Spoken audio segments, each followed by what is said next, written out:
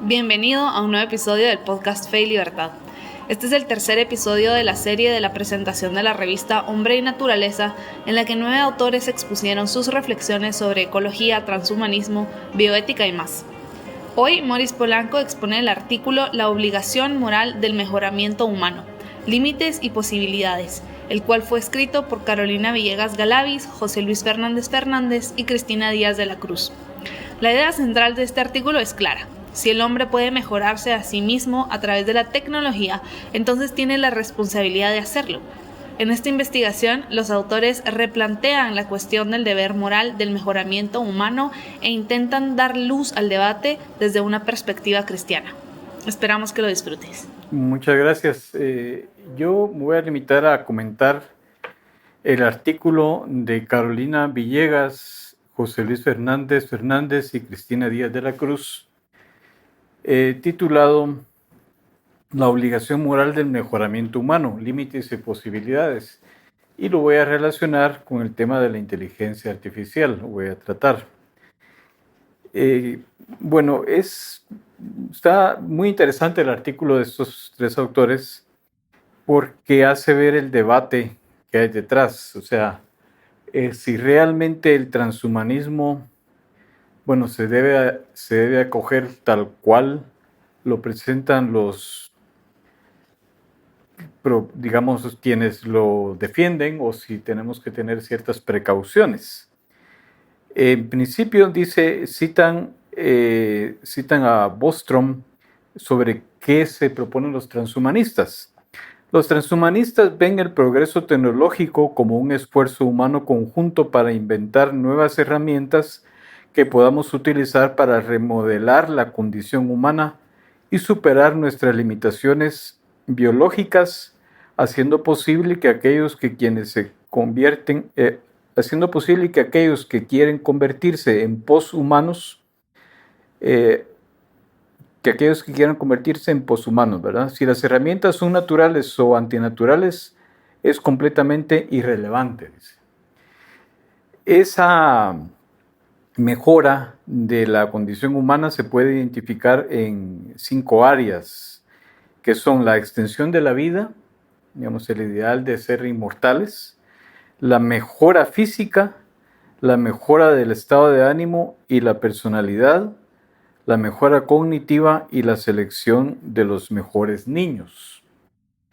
Esto plantea, en su opinión, al menos 3 dificultades. La primera es el tema de la libertad, porque, digamos, de la mano de estas grandes empresas, que incluso las citan, algunas que ya están trabajando en el transhumanismo, no queda claro la pregunta por la libertad, ¿no? Si las personas deciden que ese es el destino hacia el que se quiere llegar.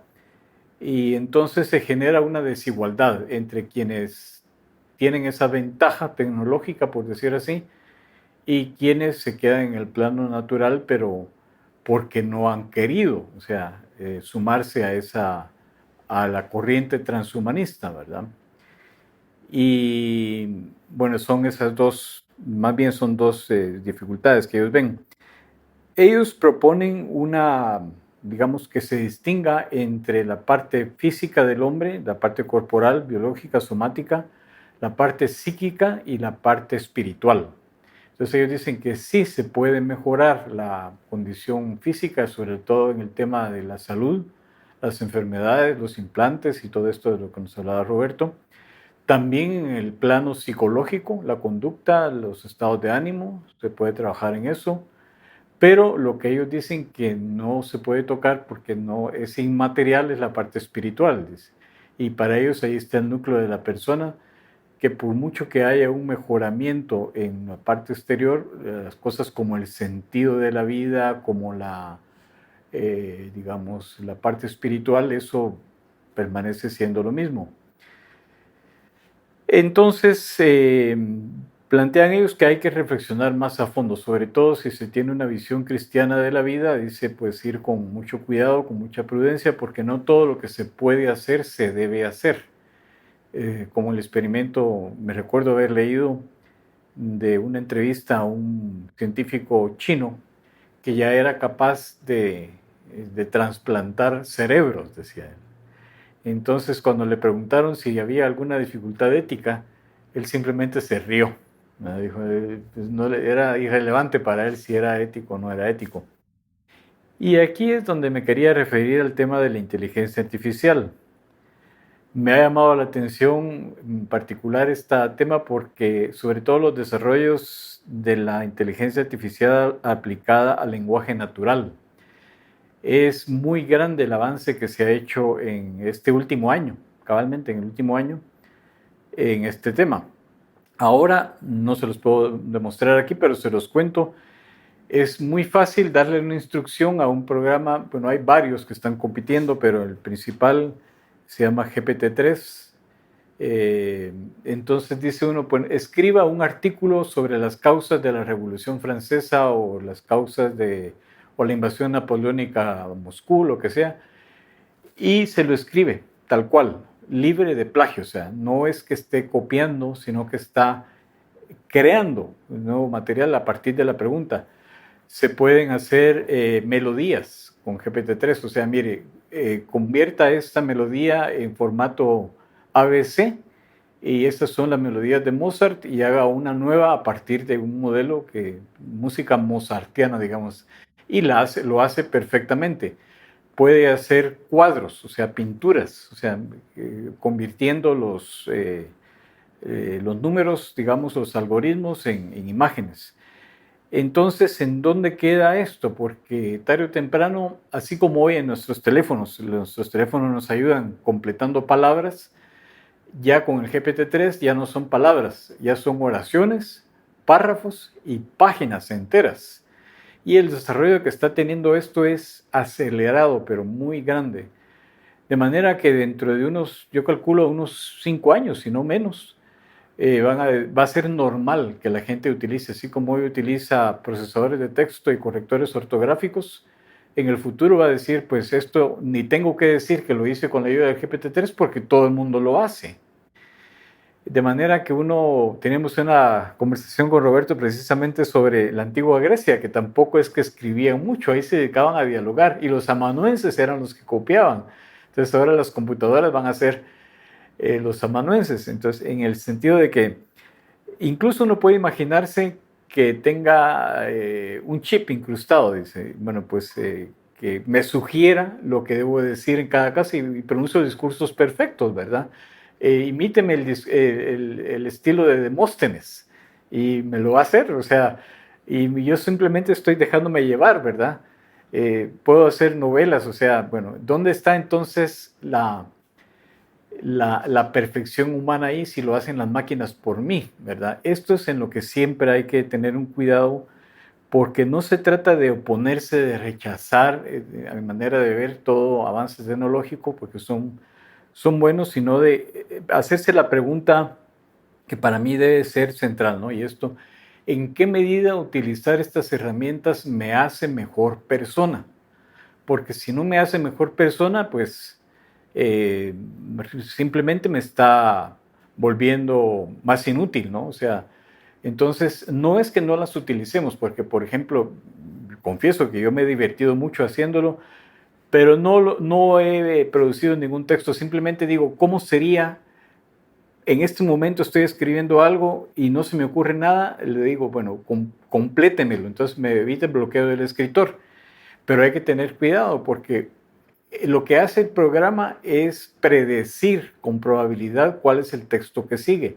Incluso puede poner citas con comillas incluso, pero uno tiene que verificar la fuente porque esas citas no son exactas, son una predicción. Entonces, si uno dice que ese texto uno lo hizo suyo, tiene que haber verificado la información, porque por ejemplo, hice un experimento, a ver, pongamos a dialogar a Hume y a Sócrates, a ver cómo les va.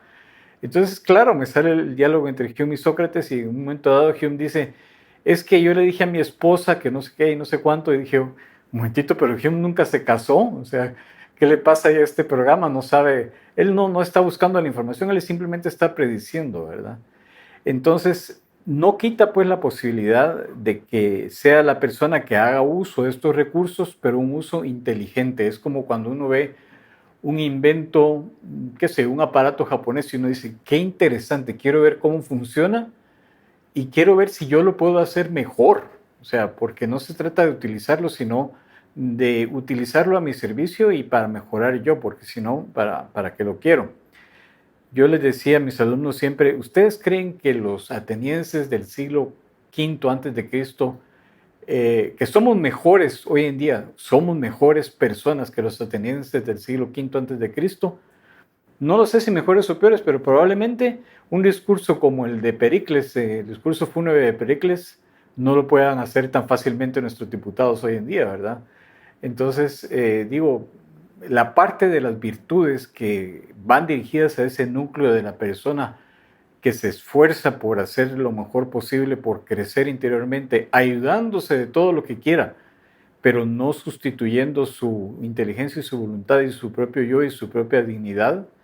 De esto hablábamos también hoy, ¿verdad? De que realmente decía Adam Smith en la teoría de los sentimientos morales, que ese hombre interno, ese hombre interno que tenemos todos en el corazón, decía, nos lleva a hacernos la pregunta de, mire, ¿estás siendo digno de lo que haces? ¿Eres admirado por los demás o eres digno de admiración? ¿Eres admirable o eres simplemente admirado? Porque si eres admirado, pues yo no te admiro. O sea, y uno ante ese hombre interior se siente como llamado a merecer esa admiración, ¿verdad? Esa es como la ética que él considera que debería ser como la raíz común, la base común a la manera estoica, ¿verdad? De una ética universal. De manera que el uso de la tecnología nos plantea grandes retos, sobre todo en el tema educativo, ¿verdad? Porque las herramientas ahí están, los estudiantes las van a usar, pero los docentes, los educadores tienen que saber que existen y tienen que enseñarles que eso está si no está para su mejoramiento, que aprendan a usarlo para su mejoramiento y que no simplemente traten de engañar a los demás con ello. Muchas gracias. Gracias por escuchar el tercer episodio de esta serie. El próximo jueves publicaremos el último episodio, un comentario personal de Warren Orbo sobre la revista Hombre y Naturaleza. Recuerda que puedes leer la revista de forma gratuita en revista.feylibertad.org. Gracias por escucharnos y nos vemos a la próxima.